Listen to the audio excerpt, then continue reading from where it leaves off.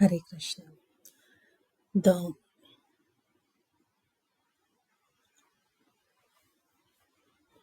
the different opinions between the Smarta Brahmins and the Vaishnavas who worship Jagannath, and the opinion between such Smartas and the Vaishnavas are expressed. This is in concern to Jagannath's Mahaprasāda. So we know by now in all the things within the world, the Smarta, the non-devotional ritualism, and Paramartha transcendental. The Paramartha, the transcendental are the two classifications of interest. There are two sections of people, the Smartas and the Paramarthis. The Smartas, they believe in the ritualistic way, but that is a non devotional. And the Paramarthis, they are transcendental based faith they have, but again, there are categories in that. Not all could be transcendental. Some make a show that they are Paramarthis, and some go on carrying in the darkness and they never become transcendental. So, all these variations are there. Now, there are different types of differences also observed in all kind of conclusion and actions. Such interests and conclusions are differentiated according to the influence of qualities of goodness, passion, and ignorance. Now, this kind of thing has been observed. This kind of difference in interest and conclusion in relation to the Mahaprasad. At the time when the foremost scholar was in the Kshetra, the foremost of that time, I'm not taking his name. He was residing in the Shri Kshetra, Purushottam Shri Kshetra, Shri Purushottam Kshetra. He also had doubts about the Mahaprasad, although he was regarded as the greatest of Pandits. Now, in Madhya Leela of Chaitanya Charitamrita, we see that by the mercy of Sriman Mahaprabhu, his mind crossed beyond the modes of passion and ignorance and attained the qualification of pure bhakti. Then he maintained no doubts about Mahaprasad. In the presence of Sri Mahaprabhu, of good conduct should eat such food remnants and should not hesitate by thinking about rules of time and place. So the scripture is supposed to be the authority giving us the understanding about how to conduct in the material world where there is no direction, no guide, no torch, no light.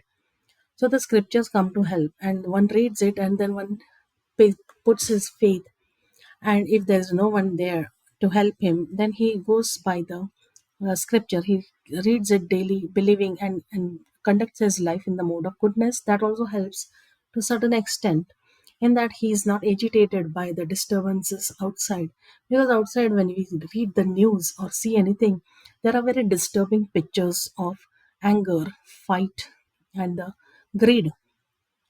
But when he reads in the house, sitting in the house, and when he has no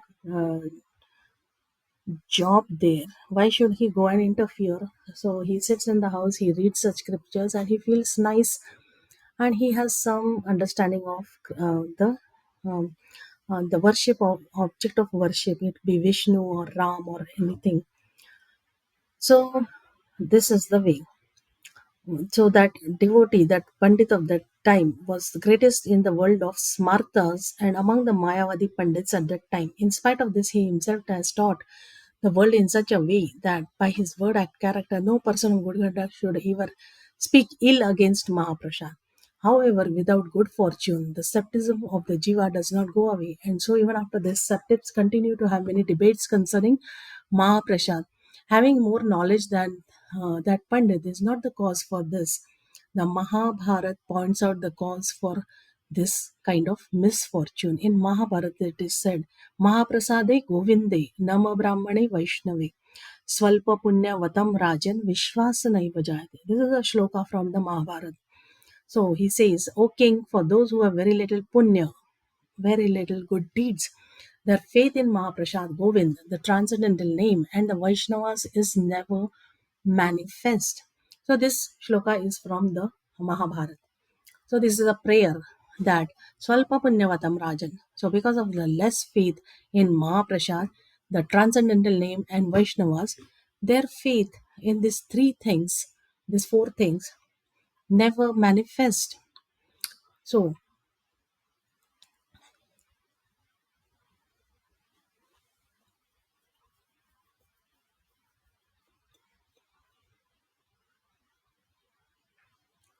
even during the time when the Smartha Pandits were arguing about Mahaprasad, they used to say that it is obligatory to honor Mahaprasad in the temple. Some would say it is mandatory to honor Prasad 5 kroshas outside the temple, approximately 10 miles. Some said that the Mahaprasad is always touched by Shudras and hence it should be honored, not be honored inside or outside the temple. So, all such misfortunes have befallen this class of Pandits who have this kind of notion towards Mahaprasad. We saw now in an unfavorable conclusion in the last, we have no regrets about all such, in the last few days, whatever is going on about the Prasad controversy in the latest times. We are seeing that the laddu is containing the animal fat in the ghee, so who will eat that? The laddu was so famous once upon a time, people would die. If you are going there, please get me that laddu when you come back, the laddu prasadam. And they would appreciate it that it is given in so much generosity. So big laddu, the hand size. And you must definitely bring it for me. So whenever anybody went to that temple in the south of India, they would get that laddu and then eat it with much great appreciation for it. All the friends would sit and appreciate and eat. That they are so liberal and generous in giving that big sized laddu. So it was the way, like that was the perception of the time. But we saw what the controversy is these days, and I will at least not eat that laddu because the place where there is a controversy about Mahaprasad, that place can never give any good to anyone.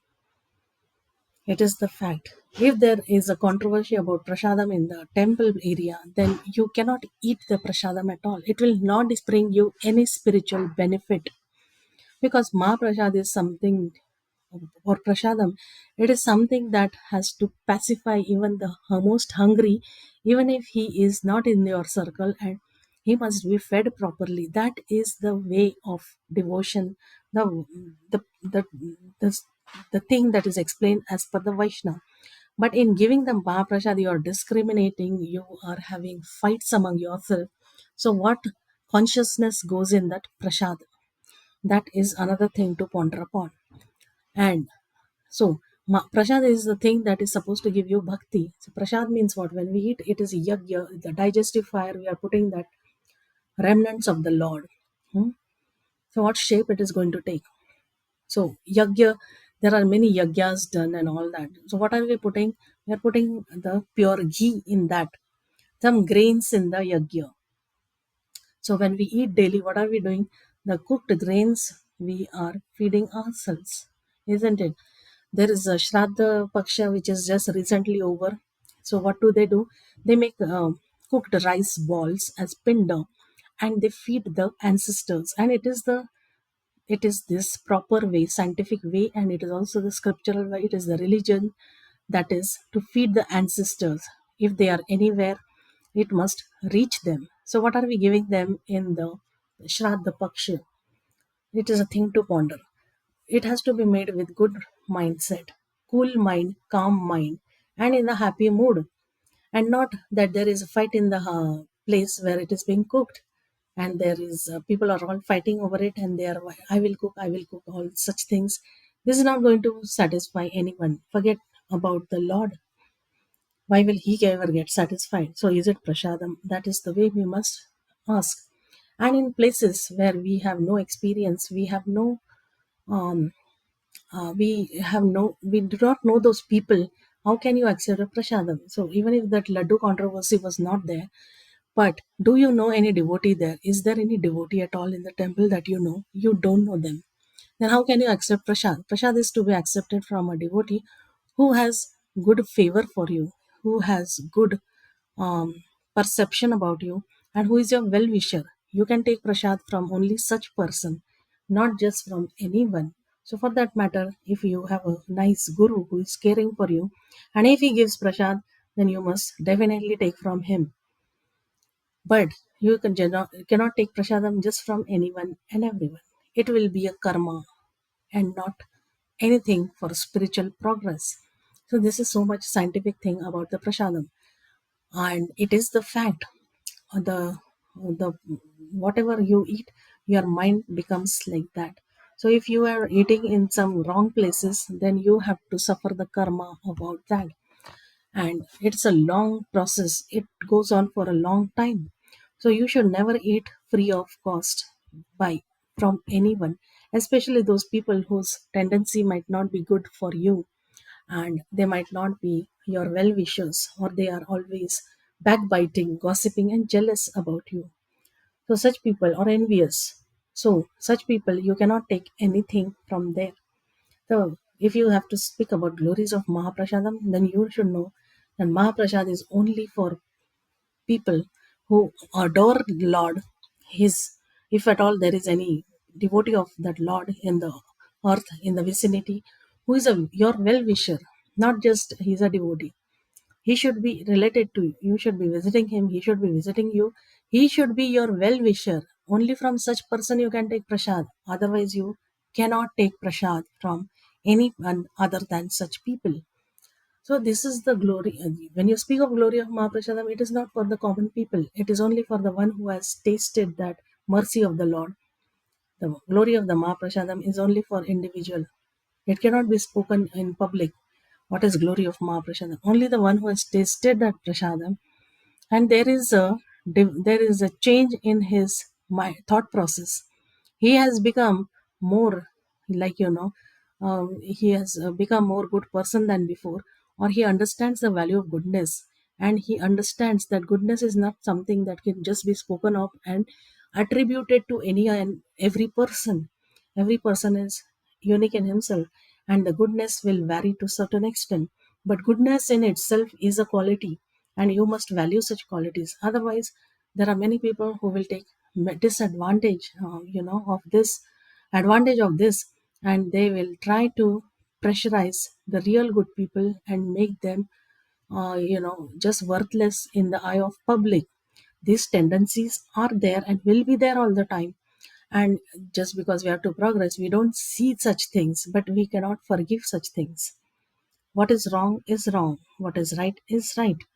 So when it comes to Mahaprasadam, eating food, then many people eat on the street.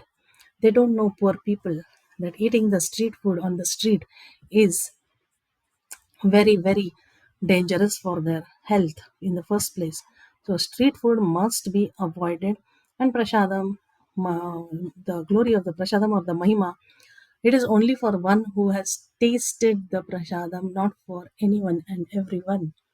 So the prasadam of Jagannath Dev, it should not be, they used to say, they should not be taken 10 miles out of Puri. Now, uh, so in order to support the conclusion, this Pandit has given some verse from as an evidence from the Shastra, and this verses are big, um, 10 shlokas are there. From it is from some Utkal Khanda.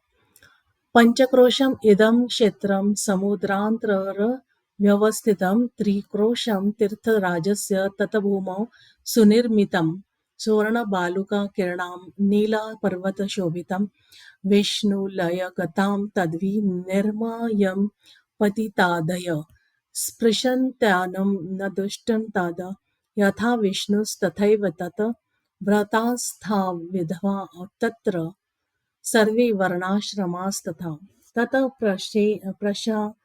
ततः प्राशनेन पुरस्ते दीक्षिताश्चाग्निहोत्रिणा स्वदेश्या प्ररदेश्य वा सर्वे तत्र समामता चिरास्थाम् अपि शुष्कं नितं वा दूरदेशत यथा तथोपयुक्तं तत् सर्वपापप्रणोदनम्.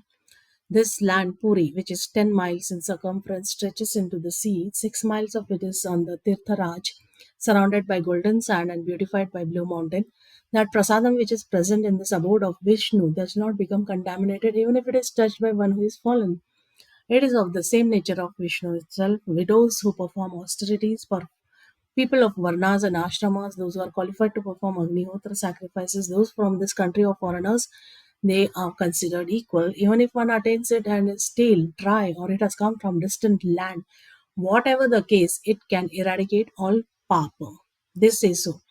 So they have that rice which is dried, so that cooked rice they dry it and they store it. So any people who couldn't visit earlier, they get that prasadam. So this is the shlokas glorifying the prasada according to that pandit. Now, it should be eaten even if it is touched by the lips of dog. They are saying so. Kukurasya mukhad drashtam. But this is not the way. Many innocent people get, this kind of preaching. In preaching also, people use such shlokas, and this goes to the innocent people, and they have faith in the wrong things, and they never come up in spiritual, like they never get a spiritual advance. Now here is a line which says kukurasya mukhad brashtam. It should be eaten even if it has touched by the lips of dog. Now what a dog eats, why would you eat? Prabhupada, there's this Acharya Prabhupada of ISKCON. He says that he introduced this Annadan Seva because he saw some beggars who were fighting, who were searching for food in the temple, in the area close to the temple, and there were dogs who were eating, and these people were also eating from that same, that leaf, the serving leaf. So the dog was also eating, and they were actually sorting out, and the dog came and ate, and it started eating, and they were also taking away from their own portion from that leftovers. So this kind of scene, this Acharya Prabhupada of ISKCON, he saw, and he was pained to see the sight, and that is why then he said that no one will go hungry within the so much radius of miles from that place. So then they have introduced this paddhati, this system of distributing prasadam freely, and anyone and everyone who comes, they get that prasadam, and that is the way. So, but the this line, it should be eaten even if it has been touched by the lips of the dog. This is not agreeable. Innocent people suffer a lot with this. While preaching, these preachers, they make such slogans, and halfway it goes or comes to somebody's ear, and the demoniac group then makes them believe in that line, and they have heard something wrong, so they believe in that, and they are taken advantage of, and they are never ever helped to rise in the life. So what is the use of such a preaching when your words are impacting certain people in such a rubbish way? So this is the plight. In the in then again, uh, in the different branch of the scripture, it is said, "O best of the brahmanas, the city of Purushottam on the shore of saltwater ocean is more difficult to attain even than Swarga. All those who enter this place achieve a form like that of Vishnu. Those who have any doubt should need not be concerned about this. Even if the food there has been touched by Chandar, it should be accepted by higher persons, since that food is not different from Vishnu himself. Chandara is considered to be like a Brahman." So this is another surprising thing. So in this conclusion, that Pandit had collected evidence only from two scriptures, Utkal Khanda of Skanda Puran and the Kriya Yogsar of the Padma Puran. It seems that he did not have the opportunity to see what is said about Mahaprasad of Jagannath Dev in other Shastra. It is a pity that the conclusion of the respected Pandit is seen to be a fault due to his lack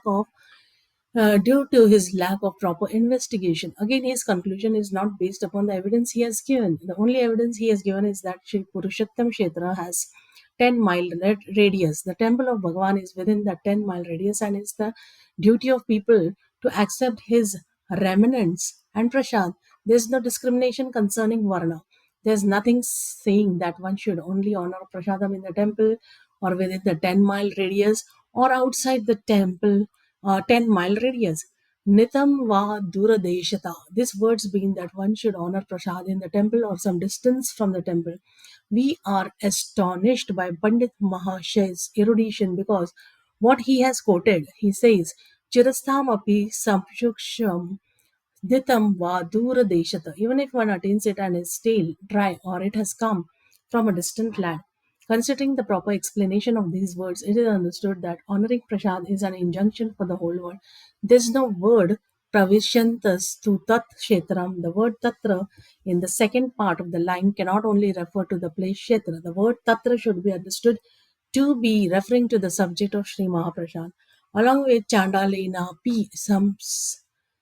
Samsprastam. The word tatra is found twice in the shloka. This tatra that specifically refers to the place. However, we see no words prohibiting taking Mahaprasad outside the confines of Puri. This is found in the verse Nadesha Niyamas Tatra, quoted by Sarvabhaum Bhattacharya. Thus, intelligent persons will never welcome Vidyaratna, this Pandit's conclusion concerning Mahaprasad. If all the Smarta Pandits make such a conclusion, then so be it. Then that will not harm Mahaprasad. Since ancient times, the dry Mahaprasad has been carried far and wide to the west. Okay, so it has been carried to the west.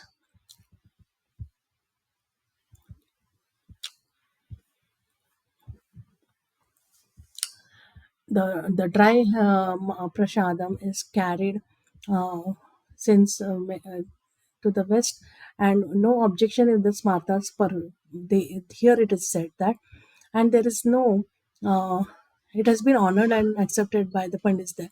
The conclusion in the shastra of the Paramarthik Panditas is accepted throughout the Paramarthik world. Thus, these two conclusions of the Smartha and Paramartha are found everywhere. We have no objection or problem if the Smarthas wish to persist with their conclusion. Both communities have had two different opinions concerning Sri Hari Vasar from the time immemorial. Sri Hari Vasar, that is Ekadashi.